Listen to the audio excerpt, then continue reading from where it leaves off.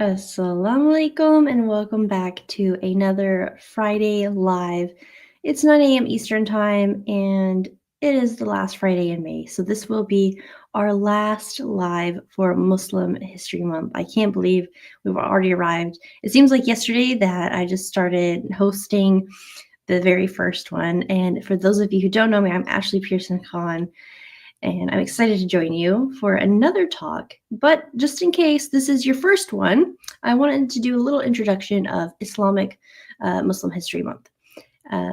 International Muslim History Month. International Muslim History Month was founded in 2021 by the World Hijab Day organization and has officially been recognized by the New York State since its inception. It's celebrated every May, and this month is dedicated to tackling global Islamophobia by acknowledging and celebrating the powerful contributions that Muslims around the world have made. And to commemorate this month, we've been hosting a virtual conference every Friday, live on all of our social media platforms. So LinkedIn, YouTube, X, Facebook, Instagram, everything. So everyone has an opportunity to be able to view it. And those of you who don't are not able to see the whole live, we're going to post it later so you can always finish watching, share it with your friends and family. There's lots of educational purposes for this, right? It's important to learn our history, especially because sometimes history is often tried to be erased. So we would like to invite you to mark this month by sharing a simple social media post using the hashtag Muslim History Month. It's your last day to be able to do so. So please feel free to do that. So today we are going to be talking about Muslims in medicine and healthcare, a legacy of healing. And I am joined by Professor Nayan Fancy. Welcome. Thanks for having me. Yes, thank you for joining us. I'm really excited because I think talking about medicine is so important. I mean, it's something we always need, right? Absolutely. Yeah. Yes. And knowing, I think, the history we talk about, I think in just about every segment, it kind of comes up, that oftentimes, especially in the West, it's, oh, this man in Europe or this man in America did something. And now we have all these things. And oftentimes, that history is being rewritten, that somebody else founded this and someone else did this. And when really Muslims started many things, and we have many things, especially I always go back to coffee. I think coffee is really important. I always say that in the morning, when I haven't had mine. But I'd love to dive in.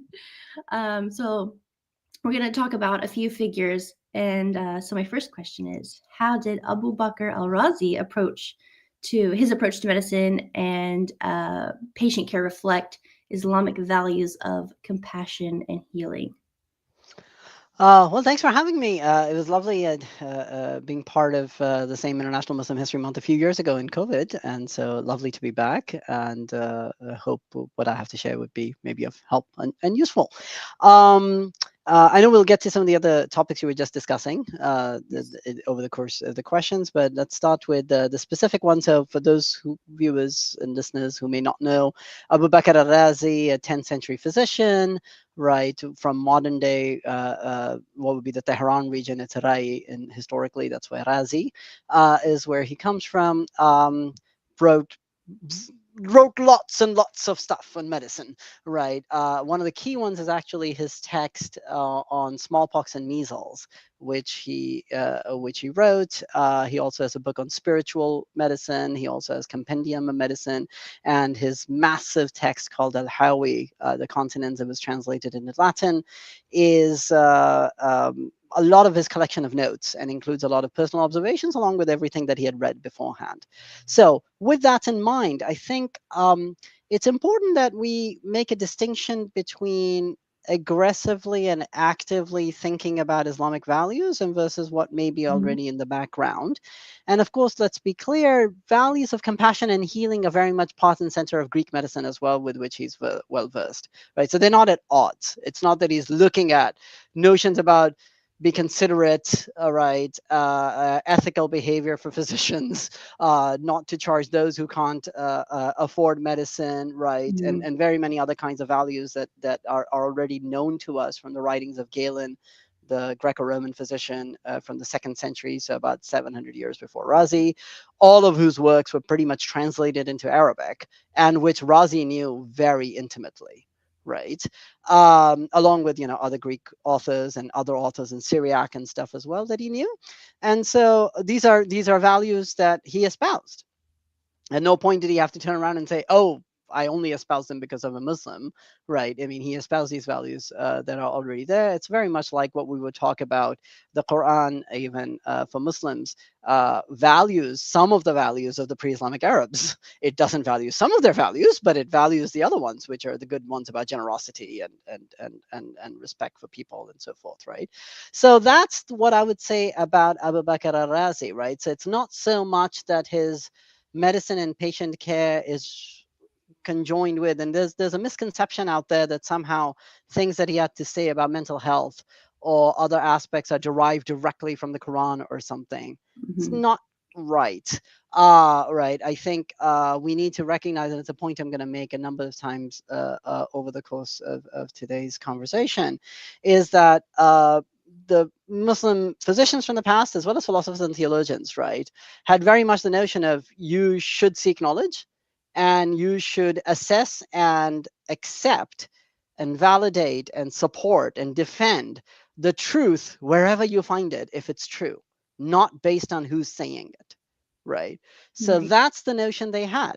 So it doesn't matter that the Greeks are pagans, but if they're saying something that is absolutely true, we should accept it, right? And if they're saying something wrong, we should be critiquing it. So there is this notion of authority and stuff. And I'll give you an example to really bring home the point, Mhm. right?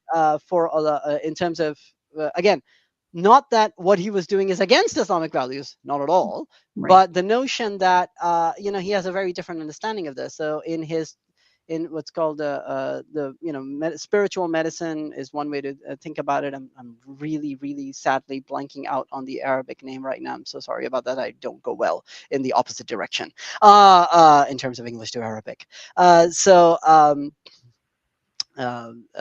I think it's something to do with Rouhani, but I can't get the Attiba Rouhani maybe, You'll right? think of it when you're answering another question, Yeah, yeah, probably. yeah, It'll come probably. to I, you. I think it is called that Attiba Rouhani, right? Spiritual medicine Right. or that kind of stuff. And he addresses many kind of what we would nowadays put under mental health kind of aspects, right? So grief, melancholy, greed, those sorts of things, right? So he comes to this chapter on ishq, which is a very excessively carnally associated, mad, passionate love, right? Obsessive love really is the best way to describe it. And in that obsessive love, some people are trying to defend it, that that's actually a good thing, that and they try to defend it by saying even prophets had it. And Abu Bakr al-Razi has the statement, and he goes, no, obsessive love is, he's opposed to it. He's like, it's all about balance, right? So you think about ethical balance. You should not be obsessed with certain things. So you can reflect on that and say, yeah, that kind of fits with Islamic values in one way. But he's saying it from this perspective. And the people who turn around and say, well, no, the prophets also fell in obsessive love at times, and they'll give some examples of prophets, right, who did. And Abu Bakr Razi just comes out and says, look, the fact that some prophets had this fault, and he uses that term, that they had Mhm. this fault and error in them, that they did this, doesn't matter. You shouldn't follow their errors. You should follow their good stuff. Right. So this is just to give you a perspective. It's a very different understanding in which he works. Right. So that's what I would say about Bakr Razi. I mean, he's very compassionate. He's very committed to the patients. He's very critical of some types of healers, right, which they all were, and in various ways. But this notion that somehow he's not looking at Greek works and somehow just building himself off the Quran and Hadith is something that we should move away from as Muslims. It's not helpful, in my opinion. Yeah, I understand what you mean. I understand. The next person I'm going to ask you about is Ibn Sina. In what ways did Ibn Sina's canon of medicine shape the medical profession in both the Muslim world and Europe, and how is that legacy still felt today? No, that's a great question. So Ibn Sina, again, for those who don't know, born in the region of what's modern day Bukhara, actually even ancient Bukhara, Samarkand region, right? Transoxiana is what it was called. Uzbekistan, modern day, right, region is what we're talking about in terms of country. Traveled a lot through Iran and various places, was in the patronage of lots of rulers. He wrote, again, a lot, right? He wrote a lot in philosophy. He wrote a lot in medicine. And philosophy for them is much broader. So it includes what we would nowadays call physics and natural science, and even study of animals, and what we would put into zoology and biology kind of stuff, right? So just it's a much massive corpus. He is also building upon Greek works such as Aristotle and Galen and many others. He knew Abu Bakr AlRazi's works, perhaps at least to some degree, and certainly some other medical authors from the Islamic world prior to him, Hunayn ibn Ishaq, a Christian physician, as one, absolutely, as well. So the canon of medicine is one of his multiple medical works. I should emphasize it's not his only medical work. Mm. Um, and what the canon of medicine does is tries to put medicine in what he calls a philosophically sound footing, right? And so what he wants from physicians is that they're basing themselves on. I hope I haven't lost you because you've Nope, I'm disappeared still from the here. screen. Okay, that's fine. So he is wants to ground medicine on a philosophically firm footing, right? And so he goes through all of the medical stuff that he's inherited and various kinds of things, and tries to kind of seep through in its theoretical aspects, and even in its practical aspects. His book 2, aspects of how to test the qualities of drugs and how to determine what their qualities are. I mean, it's really well done. It's based on, of course, empirical observations, but also what we would call rational philosophical grounding, right? And I think that's key for a lot of us to understand. We sometimes forget that it's not just pure observation that ever gets you anywhere. It needs to be grounded in kind of rational argumentation and many other aspects. And they really put that up quite a bit.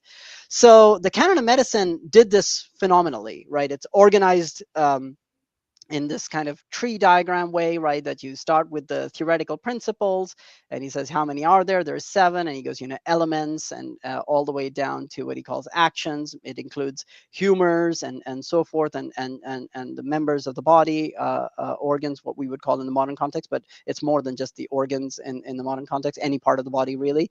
He has anatomical sections in it. He has practical sections on diseases. Book 3 is all about diseases from head to toe, right? He provides the anatomy for each one of them, and so forth. So he's bringing a lot of material together. He does give it its own flavor in many cases, where he finds that the medical understandings of particular aspects were not as philosophically robust. And in other cases, he challenges a philosopher who may have mistaken. So let me give you a good example, and perhaps the easiest one to talk about. In coming out of the Greek philosophical tradition, Aristotle and others had maintained that women do not contribute seed like men do to the generation of a fetus. They kind of provide what the equivalent of earth would be, right, in terms of the womb in which it grows, and provide the material aspects and not the formal aspects, and don't have seed. Galen, on the other hand, said women and men both have seed, right? And Ibn Sina is then going to step back, and he's going to be like, well, Galen is right. Women do have something other than their menstrual blood, which is called seed. But so he's going to kind of massage and try to figure out how these things work. This is what I mean, right? So he's actually looking at the tradition, recognizing where empirical observations and many other things are challenging some of the philosophical positions, and he's willing to change them and adopt them and adapt them accordingly, right? And that's what he does in the canon of medicine. It's kind of this massive corpus that really redoes many things. Some of them are so subtle that unless you're reading it carefully with the Greek text in mind, you will miss what's going on. And the other problem is, and now I'll turn to the legacy, is that there are many novel things he did. And so I'll pick up the European legacy first, and then actually talk about the Islamic legacy, because I think that's often forgotten. So the canon of medicine was translated in Latin. It was translated first in the 13th century, and then again a revised translation in the early 16th century. And it, in fact, was printed multiple times in the 16th century, and was one of the major textbooks to use, right? What unfortunately a lot of people mistake is, because he's bringing these Greek texts together, he's still working with similar terminologies. So he still uses terms like faculty, and he's still going to use things like humors and all those sorts of things. But what he's done with them subtly has changed them, or sleep, right? And how do we understand the notion of sleep? And the changes he makes can be read back into the Greek works, but they're not in the Greek works. And so the problem with a lot of what ends up happening, and particularly what gets taught in history, quick surveys of history of science and medicine, is right, you start with the Greeks and you kind of skip over the Islamic world, is because what ended up happening in the 16th and 17th centuries, and then much more actually in the 19th century, that a lot of these contributions, which were really moving things in different directions coming out of the Arabic translations, which were then being read back into the Greeks, are missed as having been read back into the Greeks and are assumed to be in the Greek all along. Right. And that's where those names get dropped. And I think that's a problem. Right. On the other side, on the Islamic side, of course, his influence continues literally to this day, in the sense that there's an alternate medical tradition called Unani Tib in India, right, and South Asian subcontinent, but also in many, many other parts of the world, right, which relies on this tradition of the canon of medicine and going beyond. However, it's not just the canon. There were commentaries generated on it. There were abridgments of the text and then commentaries on those abridgments.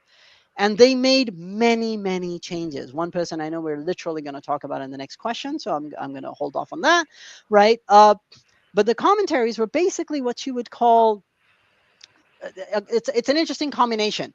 They both serve as teaching texts, but they're also the kind of research journal articles, and they're sort of the review literature, whatever you want to call it, right? So what they'll start with is they have canon of medicine, for example, this issue on generation debates, right? What is it exactly that men and women contribute to the generation of the fetus? Ibn Sina had changed many things from Aristotle and Galen and made some of these claims, and other people are now going to come in and say, well, Ibn Sina, you say this, but wait a minute, right? And then they will raise those issues, and they'll be raised in the commentaries. And then subsequent commentators may find the objection to be legit or not legit, right? And then they'll continue to build upon it. And that's how the tradition evolves and changes. Unfortunately, we've had this long dismissal of commentaries as being not original, right? And nothing new happening in them. So they've been dismissed. And they're literally just, as my colleague at Berkeley, Asad Ahmed, likes to say, collecting dust in libraries, right? Because these are massive, massive works. I'm looking at just 8 of them in my current project, and there are many, many more. Right. And even in the 8 of them, I'm only looking at a sliver of them. I mean, some of these works are 1.5 million words, and I'm maybe looking at, 50,000 words of it. And even in them, finding all kinds of interesting new things that are coming out. Right. So that legacy still needs to be understood and read well. Right. And one of the things, of course, that ended up happening is that, of course, we have Unani medicine right now. It's being practiced, but it's not quite the same. And it's not a historical project. Right. That's more of a contemporary project, which was modernized in the 19th and going into the 20th century. Right. Using these texts and then using modern medicine kind of, coming up with new ways of thinking of these things. Right. But if we want to understand truly the historical legacy, we'd have to look at those texts from a very different stance. Right. In terms of how the legacy of Ibn Sina is still felt, I mean, it's a person who wanted to make sure that medicine is counted as a real science, right? And it's important to recognize that, because a lot of people sometimes misunderstand what that might mean, right? So for him, an ilm means something that can be demonstrated to be true, right? And for a lot of people, because medicine relies on individual patients and there's so many things that can go on and you have to kind of extrapolate from observations, right? It can only ever give you what would be called dhanni knowledge, right? Or kind of opinions, right? Or speculation, probabilistic from a modern perspective, right? In terms of using a term, knowledge. They can't give you certainty like Euclidean geometry can, 2 lines parallel, etc. Right? That was their model for demonstration. And Ibn Sina is actually the one who turns around and says, no, medicine is a demonstrative science. And he goes, even the practice of medicine is demonstrative. But what he means by that is that the principles of the practice are demonstrative. My individual interaction with the individual patient, that's always going to be opinion, right? Because there are too many factors coming in. But there are principles like, if you have this type of fever, then this is the course it should follow. That can be demonstrated as far as he was concerned, right? So you put medicine at that kind of science level, right? And that's a legacy in terms of, something to think through in terms of really elevating its status that we can talk about. And of course, the notion that medicine must rely on both argumentation as well as empirical based evidence. Wow. Very nice. Very nice. Yeah, I actually, a lot of this is very new to me. So it's very fascinating stuff. And I think it's really cool that, you never know what people, their work involves. So for you example, you're saying that you're just looking at a sliver of this work, and to understand it fully, you'd really have to examine as much of it as possible. So you can only do so much at a time. And I think that's really fascinating that there's no telling what else is in there. Yeah, something maybe we've never even thought of or heard. You never know what you're going to find, right? Um, absolutely. and I realized that when I brought you on this morning, well, this morning for me, today, I didn't give your bio. So some people are probably like, so who is this guy and what are his credentials? So I was just going to let them know that you are a professor of Islamic studies at the University of Exeter. For those of you watching, Dr. Fancy is a historian of science and medicine in pre-modern Islamic societies.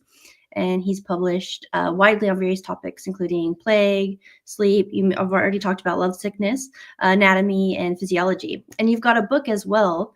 It's entitled Science and Religion in Mamluk Egypt, and that's from 2013, right? Yes. So I think it's really fascinating because when I think about, you know, and I read your title, like you're a historian of science and medicine in pre-modern Islamic societies. It's to me very specific, right? And I think it's so cool that somebody would study that, but because it's so important for Muslims and non-Muslims. So I think it's really cool. I think it's fascinating, and knowing the history of medicine is important because I think, and I know I've talked about it with like friends and family. It's like, anytime something new came about, or somebody had to try a new medicine, somebody had to try it, and you never knew which way it was going to go, type of thing. So it's really fascinating. So we've got another person to talk about, Ibn al-Nafis, who is often credited with discovering pulmonary circulation.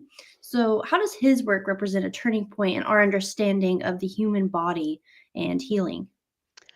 So again, I'll break that down into a couple of things. So first, yes, it's often said that he discovered pulmonary circulation, and again, it's one of Mhm. those unfortunate myths that doesn't go away, Mhm. Mhm. because circulation requires the notion that blood is circulating in the body, that it's the same blood that goes around and round and round. Mhm. That is fundamentally what circulation means. Ibn Nafis has no concept of that, right? Mm. For him, blood goes up and down in the veins and gets used up. And in the arteries, there's something which he calls the spirit. There is naturally some blood in the arteries, but their predominant role is to transport the spirit up and down. And by spirit, what he means is the easiest one, and this is again inherited from Galenic kind of notions. It's a material body that's generated from a mixture. And again, this is somewhat more coming from Ibn Sina and later, rather than Galen himself, which is that it is generated from a mixture of blood and air, right? And it's generated in the heart with air breathed in and blood mixes with it. And it's what goes then into the brain and becomes the spirit that travels in the nerves and communicates, basically allows for the communication, right? So the easiest understanding of the spirit is to think about how is it for them that the brain is communicating with my hand to make it move, or with my tongue to make it talk, and those sorts of things. For them, it's the spirit that conveys that power to those places, right? And then the idea is, where does that spirit come from? Well, it's first generated in the heart, because they recognize that if you stop breathing, or if the connection with the heart is cut, that's the end of you, right? Or the end of the body part that was there, right? So it does make it alive and animated in some way. And that is something that's fundamental to Ibn Nafis, is understanding of medical physiology, which he changes from Ibn Sina. And I won't go into some of those technical details that. But what he did do, and this is important then, within this context of trying to understand what's going on with the spirit and what's going on with blood, right? The standard notion was, Galen had claimed that for Galen, air is cooked to make spirit, right? He doesn't need the blood for the making of the spirit.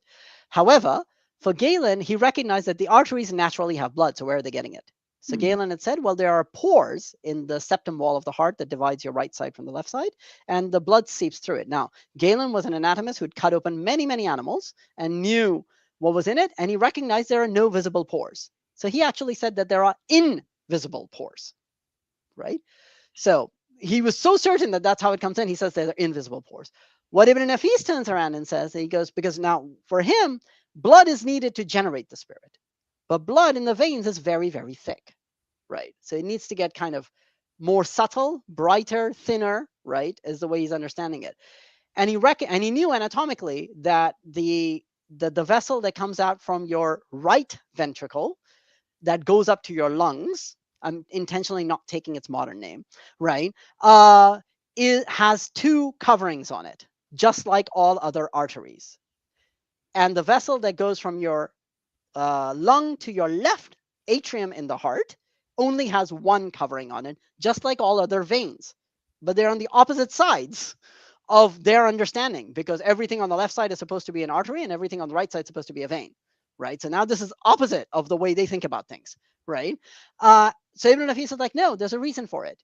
It's because the blood that goes to the heart, and from there, some of the blood that goes up to nourish the lungs, some of it seeps out from those two layers of coverings and mixes with air in the space of the lungs and is picked up by the one covering on the other side and makes its way into the heart. And that allows for this blood to be very, very refined and very fine, right? Is what ends up happening. And it's heated by the heart too, right? When it's in it originally. And that's the transit that he talks about. It's not all of the blood, it's only a small portion of the blood that first is going to the lungs to begin with, as far as he's concerned. And of that small portion going to the lungs to feed them, a small portion of that is getting filtered out and is used to generate the spirit, right? So on the face of course, he does come up with a new thing, that he's saying there's no such thing as pores in the septum wall, neither visible nor invisible. He goes, the only way blood gets into the left side of the heart is this way, right? And that is an advance in a very serious way. What a lot of people forget is that along with that, he actually made multiple other things and changes. And this is what you mean in terms of if you ever open up the book, right? So one of the first things that I discovered as part of my first book, before that, when I was doing it for my dissertation, even 8 years before the book was published, was that he had an entirely new understanding of pulse, which everyone had missed. And it comes from exactly these same notions. And his understanding of pulse is close to the modern, but not quite, right? It's the reverse. So for us, the heart beats in the sense of it contracts and it pushes the blood out. For him, the heart expands and sucks back the spirit. And that's what forces their contraction. But he recognized that different parts of the arteries, or the aorta and then the rest of the arteries going in, expand and contract at different times. They don't all expand and contract together because the spirit is making its way out. So it will, there's a way of understanding that fluid dynamic, if you were to call it. He doesn't call it that, I'm just saying it, right? And he makes it very clear that this is exactly what's happening, right? So those are the kinds of things you realize, right? It's a very deep probing of how is it that this is working? This doesn't sound right, even though authorities have made this claim. No, I'm not going to follow that. I'm going to try to understand exactly how this works. And he's going to change it, right? Now, in terms of whether that has impact on healing, that's not entirely clear, because as I said, I've only looked at a sliver of his work, and it's a massive commentary of 1.5 million words. Let me just put it in this way. When William Harvey, so fast forward now 400 years, when William Harvey, who uses earlier works of Latin scholars, who seem like knew Ibn Nafis's work, were building on it, this notion of pulse as well as the pulmonary transit. They knew it, they were building upon it, they were verifying it, cutting open live animals and saying, yeah, indeed, that's exactly how pulse works and stuff. And then Harvey goes and changes it and now puts it to the heart contracting and the artery expands at it. And he comes up with the full circulation, because even the Latin scholars in the 16th century, when they're cutting open people, they're still not saying circulation. They're still with Ibn Nafis that it's just a transit, right? It's Harvey who comes up with the full circulation. But even with Harvey, how it impacts healing in terms of actual practical treatment changes is not very clear, right? Because a lot of medicine stayed pretty much similar. I mean, there are changes. I don't want to brush over and say nothing happened, because that's always incorrect, right? But when we talk about the big changes in medicine, right, in terms of really, that doesn't happen for another 200 years, right? So this result is important, recognizing how deep investigations work, how empirical and philosophical understandings and probing of literature and not trusting claims just because they've been passed down. All of those things are good models, right, of what Ibn Nafis does. And in fact, even really playing the scenarios out. So my favorite one is when he plays this out, that the heart is beating and causing the pulse because of some other changes he makes, which I don't have time to talk about. They're quite technical. They're in the book, right? When he comes up with these changes about pulse, even this notion where I said that the arteries don't all contract and expand at the same time, synchronously, which is what Galen had maintained. He raises an objection against himself, and he said, well, you'll say, well, why we don't feel this? Why don't we feel this? And Ibn Nafis's response is, he goes, this is happening so quickly that you cannot feel it, right? Because he's right. The pulse beats about 60 to 80 times right? Now try to figure out that the pulse 60 times a minute, 70 times a minute is beating here and it's different here versus here, it's not the easiest thing to do, right? The variations in them, but he's certain. He's laid it out. He's understood it. He's like, no, if you cut it open, this is what you'll find out, and if you were able to do it, right? So those are the kinds of things, right? I mean, when you've argued things enough, and you know the evidence that how things work. Yeah. I can't imagine, back then trying to figure all that out because you don't have the technology to look inside of a body while all this is happening. They're just trying to Well, use animals and the anatomy is going to be a little different and so that's a good one. The anatomy is different in animals, but Mhm. not massively, Right. right? I mean, with the blood part, you can easily. I mean, that's what Harvey did. He actually also picked up animals to Mhm. look at the circulation part a lot, right?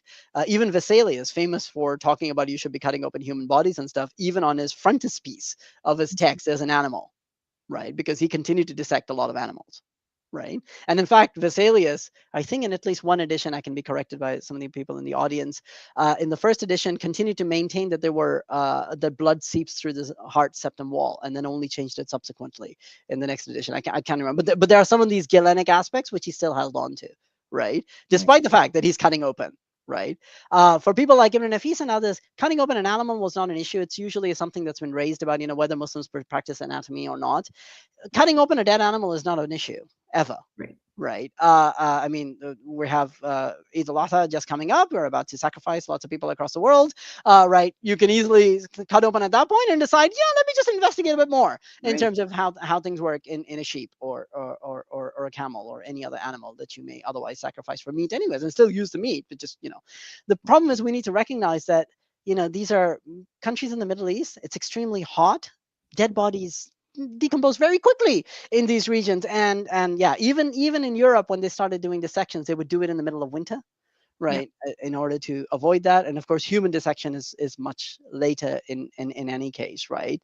So that's really the bar where they tried to stop it. Yeah. So, what lesson can today's healthcare professionals and students draw from the work and approach of these scholars? Yeah, I mean, I think one of the big ones is, right, notice, I started off with it. I'll say it, and in fact, just because some of the audience maybe so inclined, I'll use Imam Ghazali, famous theologian and philosopher and stuff, right? He has two things that I would highlight. One is from his book Deliverance from Error, where he attributes a quote to the Imam Ali, the fourth Imam for Sunnis, and of course the first Imam for the Shias, right? The fourth Caliph, sorry, is what I should have said, for Sunnis, the first Imam for the Shias, right? That judge the truth for the truth and not by who says it. Right. That's Imam Ghazali says that Imam Ali says this, right? And so for these people, I think this was true. Judge the truth based on the truth and not by who's saying it. So regardless of where you're finding real, proper arguments and evidence, etc., follow it. Next, just because an authority figure is saying it, don't accept it. Right. Abu Bakr AlRazi wrote an entire text called Doubts Against Galen, Mhm. right? Ibn Nafis criticizes Ibn Sina regularly, does it always by saying the Sheikh al-Rais and always applauds him and praises him, but has no problems in turning around and think, yeah, he's wrong about that, right?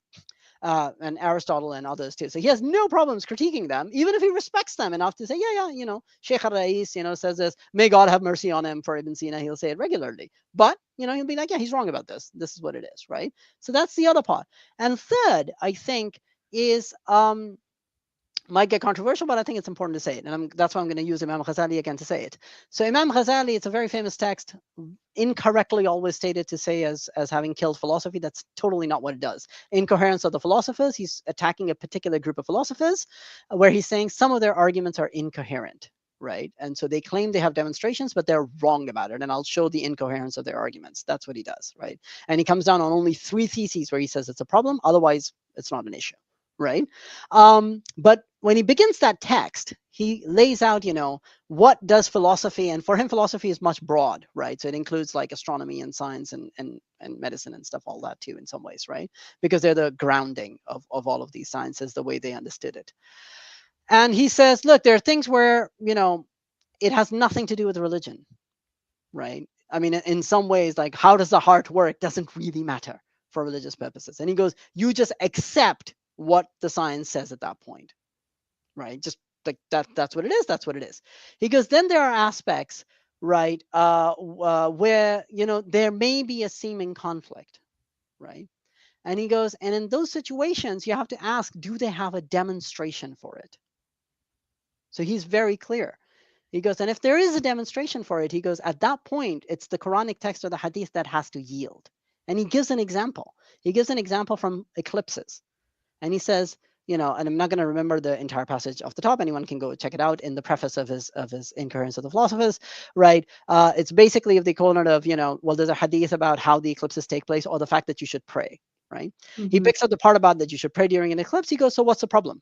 Right? He goes, an astronomer can tell you exactly when an eclipse is going to happen, and he knows this demonstratively, and you should accept that knowledge from him.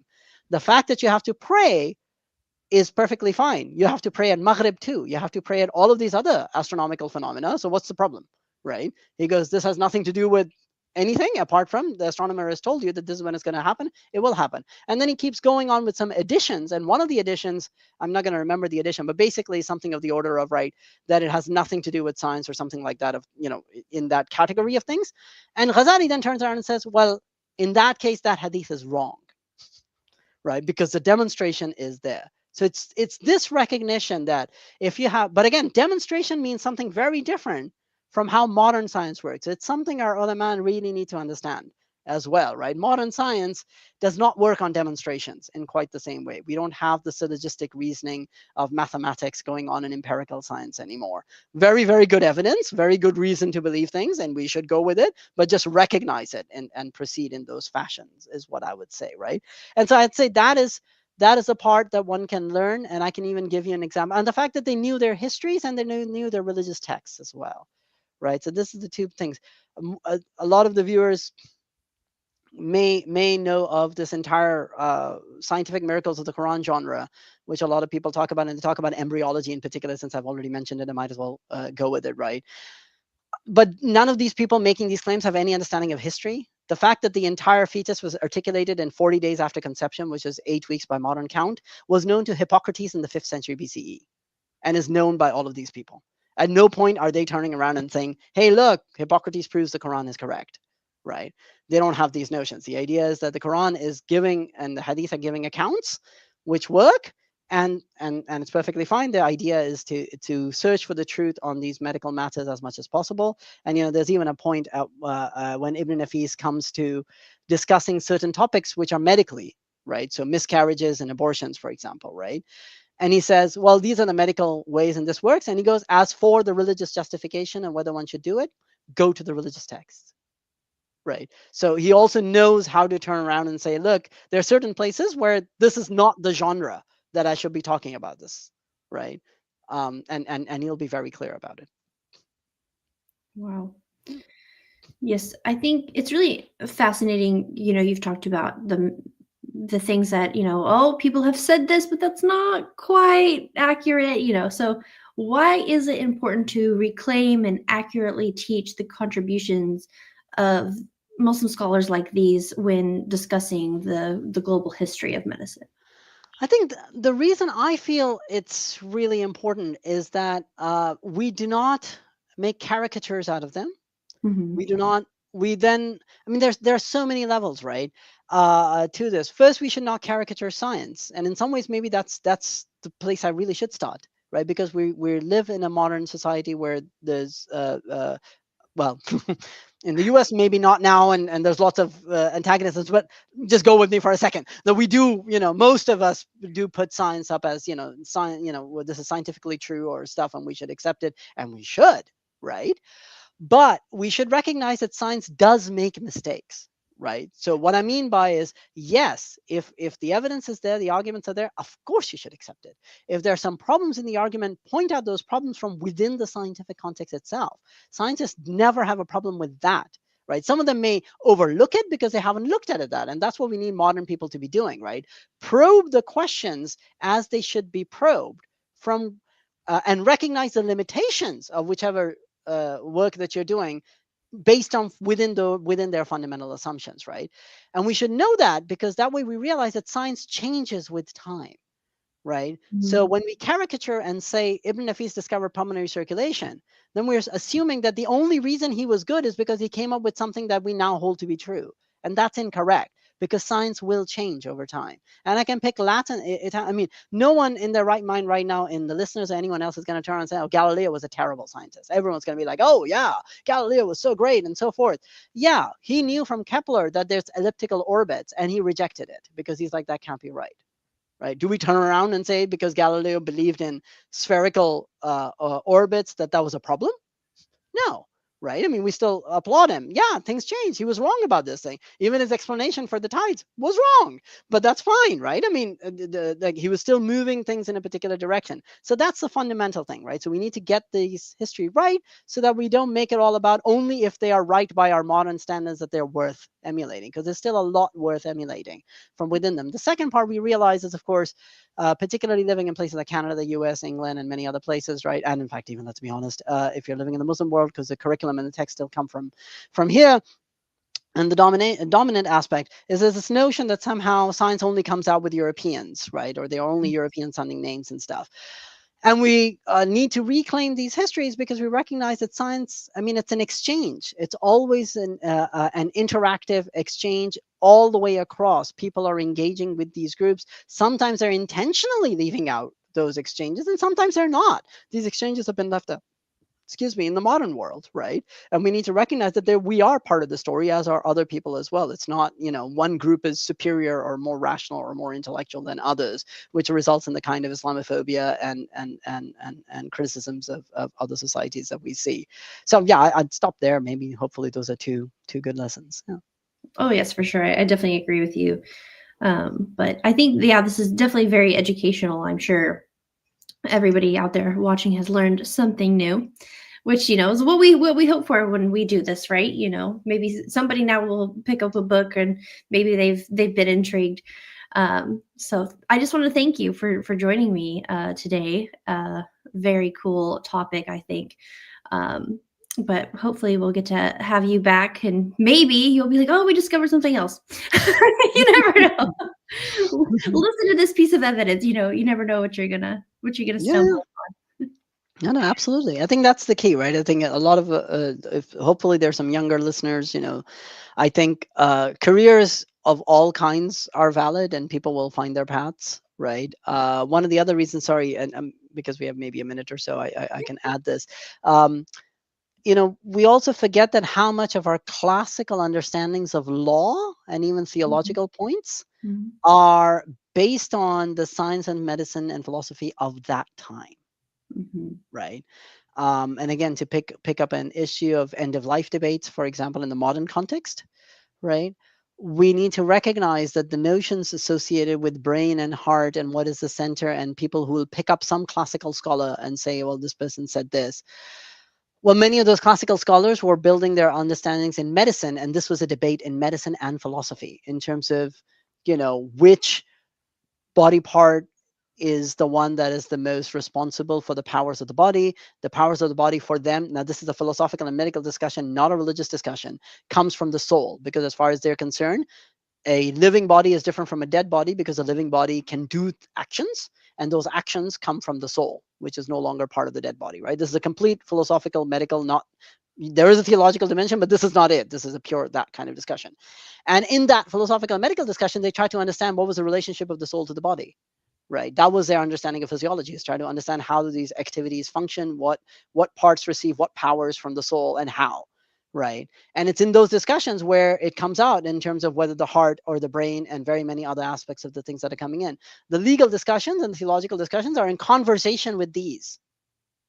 So when a modern Muslim fatwa comes out on brain dead or something, or even organ donation or anything like that, and they're picking up these classical sources and they don't know that these are based on science and medicine of that time, then there's a problem, right? At least be like the previous scholars who engaged with the science and medicine of their time, right? So engage with your science and medicine and see how that's changed, and then try to figure out a way. So that's, I think, an important third dimension that a lot of people forget. Yes, yes. Good point. Very good point. Thank you so much. No, Thank you so thanks for much. having me. It's been Yeah. great.